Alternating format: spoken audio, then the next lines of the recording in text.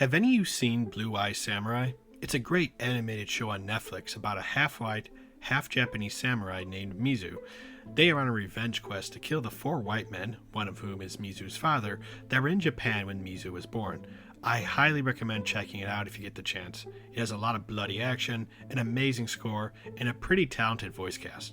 I especially liked Kenneth Branagh as Abijah Fowler, a vicious Irish smuggler and one of Mizu's targets, who is leading a plot to open up Japan to colonization. Now, obviously that didn't happen in our timeline, but what if it did? Hello everyone, I'm Matt Mitrich, the alternate historian. Let's talk about Japan and what would happen if it was colonized. Japan gets credit for being one of the few nations not colonized by Europeans, but that doesn't mean the islands of Japan didn't experience a kind of colonization. The Ainu people are recognized today as being the original inhabitants of Japan, but they found themselves displaced by people arriving at the tail end of the BC era who would become what we know today as the ethnic Japanese. But if you don't count that, there were other possible points of divergence early in Japanese history where they may have been colonized. For example, Japan was heavily influenced by neighboring China, and many ideas from there, such as Confucianism and Chinese characters, were adopted by the Japanese. Perhaps in some alternate timeline, China would have drawn those nearby islands into their realm. However, China showed little interest in annexing Japan, although one shogun, the title for the military dictator of Japan for several centuries, expressed fealty to the Chinese emperor in 1403. And we can't forget about the Mongols. They tried to invade Japan in 1274 and in 1281 after Japan refused to recognize Mongol rule. Both times, the Mongols managed to land thousands of troops in Japan and inflict significant losses on the Japanese, but storms wrecked their fleets, forcing the Mongols to withdraw. These storms would famously become known as kamikaze, or divine wind, and would certainly never have any other problematic meaning. As for the Mongols, they did plan more invasions, but ultimately they were never carried out. But while a lot of events appear to be colonialism, most historians don't consider mass migrations, cultural exchange, or military conquest by defunct empires as colonialism. No, when we talk about colonialism, we mean the kind usually, but not solely, practiced by capitalist European states that exploited indigenous populations. This may have featured slavery and/or the removal or extermination of local people to make way for settlers.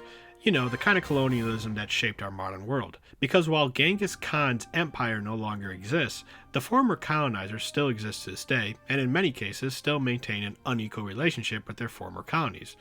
The YouTuber Freda released a pretty good video on modern colonialism, and I highly recommend checking it out, but I wanted to try to define it before getting deeper into this scenario. So with that in mind, let's talk about when Europeans started arriving in 16th century Japan. Japan at this time was suffering through the Sengoku or Warring States period, a time when a central government didn't really exist in Japan. An emperor reigned but was merely a figurehead, and the shogun was often powerless as well. True power was held by the local lords, or daimyo, who fought amongst each other with the help of their samurai, aka feudal Japan's military class. This was when the Portuguese first arrived in 1543, bringing guns and Christianity. Still, they and other Europeans, like the Dutch, never managed to gain a permanent foothold. This was partly due to Japanese resistance, especially after the Warring States period ended in the 1590s and the Tokugawa shogunate was established.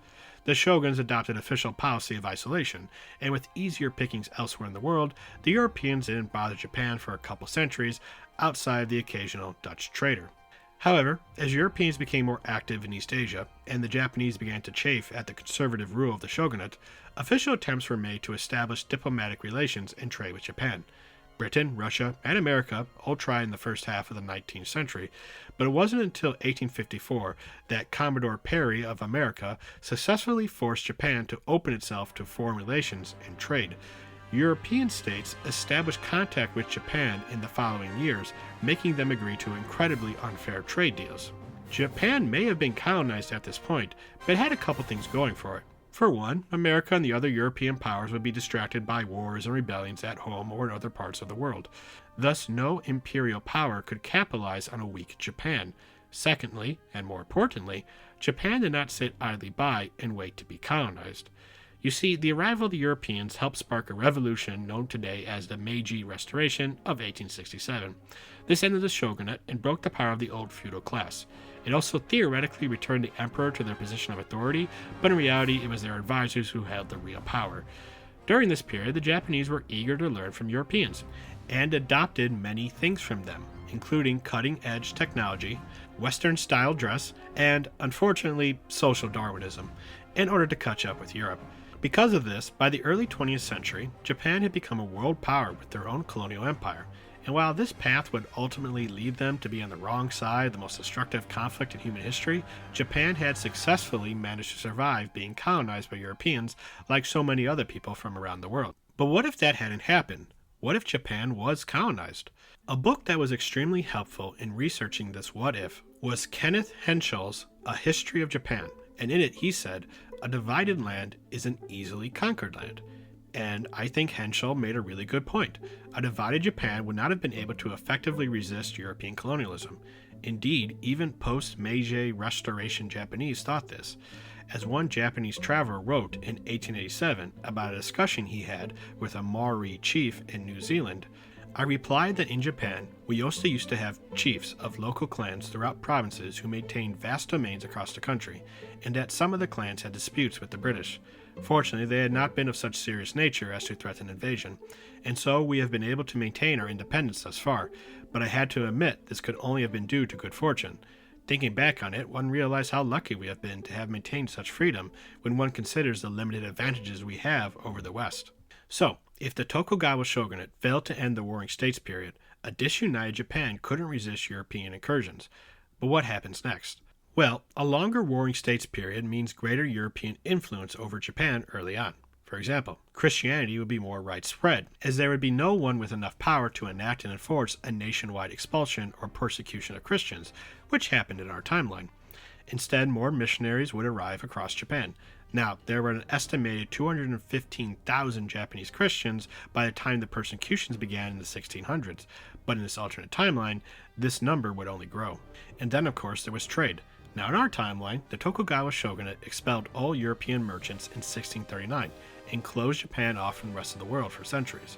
Any European who tried to visit, even accidentally by shipwreck, could be violently attacked. However, in this alternate timeline, a disunited Japan means many Japanese ports would remain open to foreign trade, so new trading posts would be established all over 17th century Japan. The Portuguese and Dutch were already active in the area, but late arrivals like the British and French would set up their own trading posts here. Gold, silver, copper, and luxury goods like lacquer and porcelain would all be valuable trade goods and reach more markets than they did in our timeline.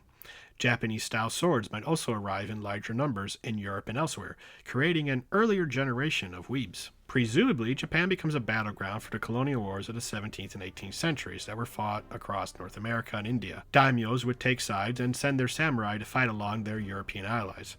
Personally, I think Britain would come out on top and thus treat Japan like a protectorate. British rule at this time would likely be similar to how they ruled other nearby colonies in our timeline, such as in Malaysia, or how Portuguese Jesuit missionaries administered the city of Nagasaki from 1571 to 1614 after a local daimyo handed it over to them. Britain would thus directly control certain fortified port cities while providing local daimyo support against their rivals in exchange for allowing British missionaries, merchants, and corporations access to their territory. As for the shogun, it's doubtful they would still be around at this time, as the British would not want someone who could rally the samurai against them. Indeed, a British agent may be appointed to the emperor's court in Kyoto to handle many of the same duties of the shogun, while the emperor continues to act as a figurehead ruler of Japan with little to no authority outside of Kyoto, much like what the British did to the last Mughal emperor of India. Meanwhile, British officials may even bring in immigrants from other parts of the empire, like Indians or Chinese, to assist them in administering Japan. Japanese merchants would be pushed out of business, while Japanese peasants would see their taxes go directly to the British, while also being forced to grow whatever crops the British deemed valuable. In addition, many British men would marry, or at least have some kind of relationship with Japanese women, creating a community of Anglo-Japanese people, similar to the Anglo-Indians of our timeline. However, I don't think this status quo would last forever, especially once Russia showed up on the scene. I'm not the only alternate historian to think Russia could potentially colonize Japan. In 1907, American journalist Joseph Edgar Chamberlain published a series of essays collected in a book called The Ifs of History. In the essay titled, If Skipper Jennings Had Not Rescued Certain Shipwrecked Japanese, Chamberlain speculates that had America not opened Japan in our timeline, Russia or Britain would likely be the ones to do it. But for the purpose of this scenario, I think the Russians could plausibly move into the northern Japanese island of Hokkaido from their Siberian possessions. You see, in our timeline, Russian merchants began trading with the Ainu of Hokkaido by the late 18th century. Although technically under Japanese control, the Ainu were generally left alone and served as useful proxies for daimyo who wanted to get around the ban about trading with Europeans. However, seeing Russian interference in Hokkaido as a threat, the shogun ordered the expulsion of these Russian merchants and encouraged Japanese colonization of Hokkaido to weaken the power of the Ainu. But, in this alternate timeline, a divided Japan could not effectively drive out the Russians. Additionally, Russia could assist the Ainu in driving out any Japanese that were already there. However, the Ainu might suddenly find themselves with new Russian neighbors. These new arrivals would bring Russian culture, architecture, and Orthodox Christianity. Hokkaido's farmlands would be extremely helpful in providing food to Russia's Pacific territories, which aren't necessarily known for their agricultural output. Needless to say, the Ainu in this timeline would just be trading one colonizer for another. As for Russia, there might not be much stopping them from expanding into other parts of East Asia. In our timeline, Japan blunted Russian expansion into this region thanks to their victory in the Russo-Japanese War of 1904 to 1905. But in its alternate timeline, Russia could expand into Manchuria without any Asian power able to stop them. Britain might react to this by attempting to prop up China and Korea so they can act as buffer states, similar to what happened to other nations, such as the Ottoman Empire, Persia, Afghanistan, and Tibet, that were caught between Britain and Russia's imperial rivalry, known as the Great Game in our timeline. But more importantly for this scenario, Britain would consolidate their control over Japan to prevent it from falling under Russian influence. Samurai will lose what little authority and rights they had left, and daimyos will be disposed and replaced by British governors. This could touch off a samurai rebellion, similar to how the reforms of the Meiji Restoration caused the Satsuma Rebellion in our timeline. Although I think this samurai revolt will be far larger given that it's against a foreign colonizer, especially if the Japanese emperor threw their support behind the rebels. That said, I think these rebels would ultimately be defeated by the British Army. The British would also use this rebellion and any other Japanese acts they could paint as barbaric, such as the ritualistic practice of suicide known as seppuku, to justify their own violence in pacifying Japan to British rule. For their part in the rebellion, the Japanese emperor and their families are exiled to some far-off corner of the British Empire, ending the oldest continuous royal dynasty of our timeline. Meanwhile, if Queen Victoria is around in this timeline, she might become Empress of India and Japan. So what happens next for British Japan? Well, for one thing, Japan and its neighbors might look a lot like this map I commissioned from the always talented Sean McKnight.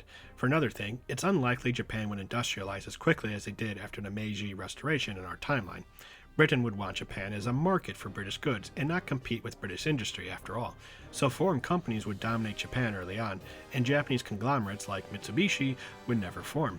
Additionally, while the British would likely spend some money building railways and roads, they would be built mostly to link the ports to whatever resources the British cared most about, instead of the massive passenger networks that were built in Japan in our timeline. Japanese would be used as cheap labor, and most would be denied any benefits from the British-controlled economy of Japan. Crimes committed by British citizens against Japanese would, if punished at all, only have the mildest of consequences, while crimes by Japanese people against the British could mean decades of hard labor or death. Some Japanese subjects might even seek work elsewhere in the British Empire, leading to vastly different destinations for the Japanese diaspora than where they went in our timeline. Perhaps descendants of these emigrants may even serve in the British Parliament. Also, the adoption of Western culture would be resisted by the Japanese in this alternate timeline. In our timeline, this was encouraged by the Japanese government in order to catch up with the Europeans, but in this alternate timeline, it could be seen as a British attempt to force their culture on the Japanese. This may inspire the first Japanese nationalists. Some may want to restore the monarchy, others would be Republicans, perhaps even some kind of Marxists. They would form organizations to promote Japanese culture, encourage people to return to Buddhism or Shinto, a polytheistic faith indigenous to Japan, and hold up the defeated samurai rebels as martyrs of a free Japan. To be clear, I don't think British control of Japan would last forever, and assuming decolonization still happens around the same time in the 20th century, we would likely see Japan transition into an independent democracy of the British variety. This Japan would be a lot poorer than the one in our timeline, which has the fourth largest economy in the world. Since it would not be as industrialized, Japan would have to start playing catch-up much later than it did in our timeline. On the bright side, however, Japan would probably have a lot better relations with many of its neighbors in this alternate timeline, since it wouldn't have attempted to conquer them to be part of the Japanese Empire. Maybe a nation having to become a colonizer in order to protect itself from other colonizers really says something about colonialism. Additionally, there may be ethnic tensions in this alternate Japan. Large populations of Chinese, Indian, and Anglo-Japanese would exist within Japanese cities that were once central to British rule.